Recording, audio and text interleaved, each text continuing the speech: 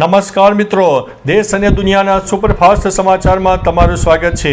9 જિલ્લામાં ભારે વરસાદનું એલર્ટ। વર્તમાન સમયમાં રાજ્યમાં વરસાદનું જોર ઘટ્યું હોય તેવું લાગી રહ્યું છે। હવામાન વિભાગના જણાવ્યા અનુસાર હજુ થોડા દિવસો સુધી વરસાદનો માહોલ યથાવત રહેશે। હવામાન વિભાગે ઘણા જિલ્લામાં રેડ અને ઓરેન્જ એલર્ટ આપ્યું છે। બનાસકાંઠા, જામનગર, દ્વારકા અને કચ્છ જિલ્લામાં હજુ પણ એલર્ટ આપવામાં આવ્યું છે।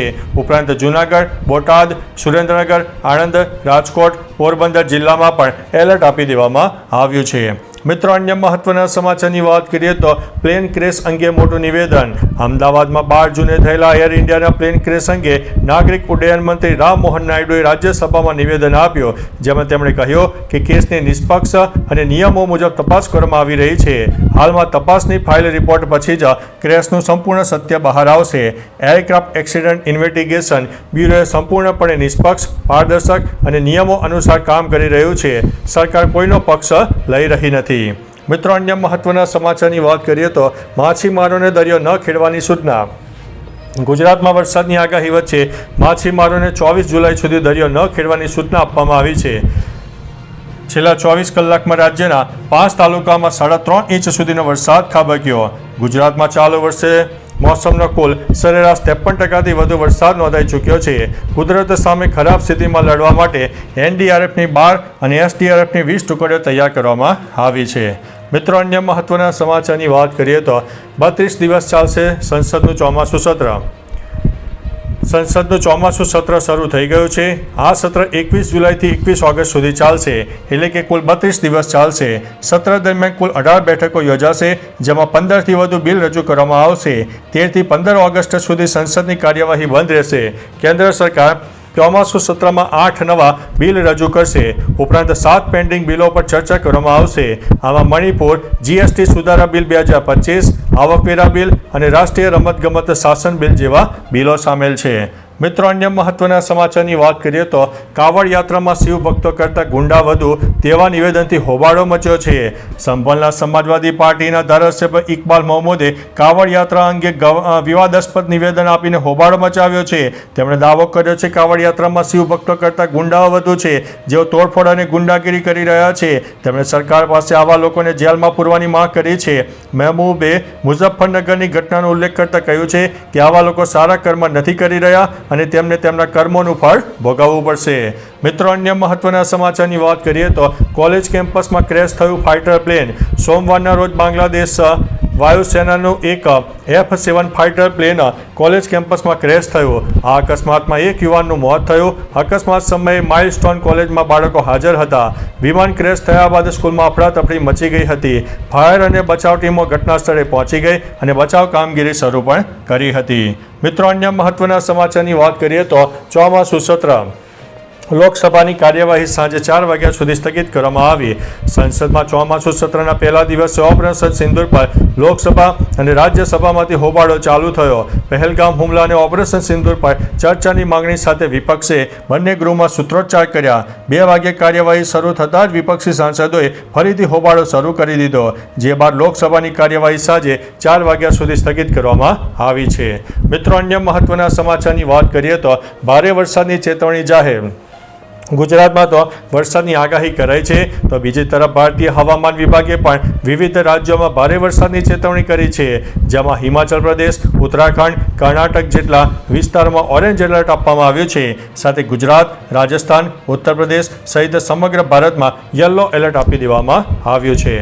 મિત્રો, અન્ય મહત્વના સમાચારની વાત કરીએ તો વલસાડ જિલ્લામાં યુરિયા ખાતરની અછત। વલસાડ જિલ્લામાં યુરિયા ખાતરની અછતને લઈને જિલ્લા કોંગ્રેસ સમિતિએ ખેડૂતોના હિતમાં કલેક્ટરને આવેદન સુપરત કર્યું છે। ખાતરની અછતને કારણે ખેડૂતોમાં ભારે રોષ ફેલાયો છે। વલસાડ જિલ્લામાં 70% વિસ્તાર ખેતી પર નિર્ભર છે। ખેડૂતોએ મોંઘા ભાવે બિયારણની ખરીદી કરીને વાવેતર કર્યું છે। ડાંગરની ખેતી માટે યુરિયા ખાતર અત્યંત આવશ્યક છે।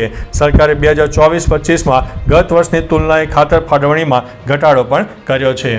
મિત્રો, અન્ય મહત્વના સમાચારની વાત કરીએ તો સ્ટેમ્પ ડ્યુટી ચોરીનું કૌભાંડ, મિલકતને ઓપન પ્લોટ તરીકે દર્શાવી। રાજ્યમાં સ્ટેમ્પ ડ્યુટી ચોરીનું મોટું કૌભાંડ સામે આવ્યું છે, જેમાં બાંધકામવાળી મિલકતોને ઓપન પ્લોટ એટલે કે ખુલ્લી જમીન તરીકે દર્શાવી દસ્તાવેજોની નોંધણી કરવામાં આવી રહી હતી. હવે સરકારી તંત્ર જાગૃત થતાં 1 જૂનથી નોંધાયેલા તમામ ઓપન પ્લોટના દસ્તાવેજોની 100% સ્થળ ઉપર ચકાસણી કરવા આદેશ અપાયો છે. આ પગલું મહેસૂલી આવકની ચોરી અટકાવવા અને ભવિષ્યમાં આવી ગેરરીતિઓ રોકવા માટે લેવામાં આવ્યું છે. મિત્રો, અન્ય મહત્વના સમાચારની વાત કરીએ તો જમ્મુ કાશ્મીરના કિશ્તવાડમાં ભૂકંપ. ગઈકાલે સવારે જમ્મુ અને કાશ્મીરના કિશ્તવાડ જિલ્લામાં ભૂકંપના આંચકા અનુભવાયા. કિશ્તવાડમાં આવેલા ભૂકંપની રિક્ટર સ્કેલ ઉપર તીવ્રતા 3.1ની માપવામાં આવી છે. ભૂકંપનું કેન્દ્ર કિશ્તવાડ નજીક હતું અને તે સપાટીથી 10 કિલોમીટર નીચે હતું. ઉલ્લેખનીય છે કે દેશ અને દુનિયામાં ઘણા વિસ્તારોમાં ભૂકંપ નોંધાયો છે. કચ્છમાં પણ 4ની તીવ્રતાનો ભૂકંપ આવી ગયો છે.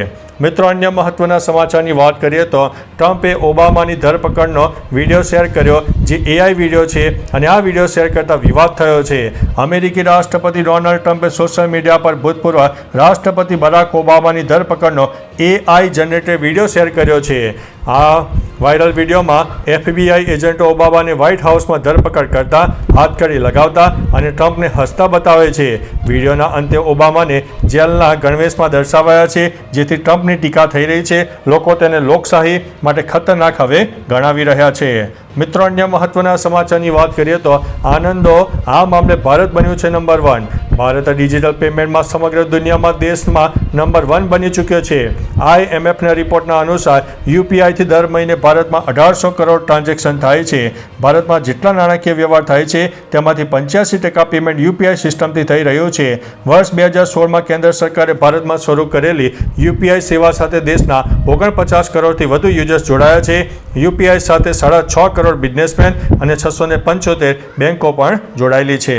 મિત્રો, અન્ય મહત્વના સમાચારની વાત કરીએ તો રાજકોટ જેતપુર હાઈવે ઉપર ચક્કાજામ, રોડ નહીં તો ટોલ નહીંના નારા.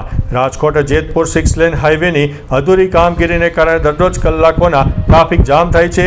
જીવલેણ અકસ્માતો અને બિનકાયદેસર ટોલ વસૂલાત સામે હાઈવે ઉપર હક સમિતિએ ચક્કાજામ કરીને વિરોધ નોંધાવ્યો.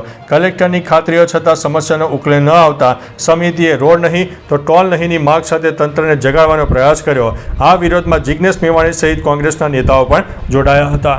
મિત્રો, અન્ય મહત્વના સમાચારની વાત કરીએ તો સંસદમાં મને બોલવા નથી દેવાતો તેવું રાહુલ ગાંધીએ કહ્યું છે. સરકાર ગૃહમાં ઓપરેશન સિંદૂર પર ચર્ચા કરવા તૈયાર છે.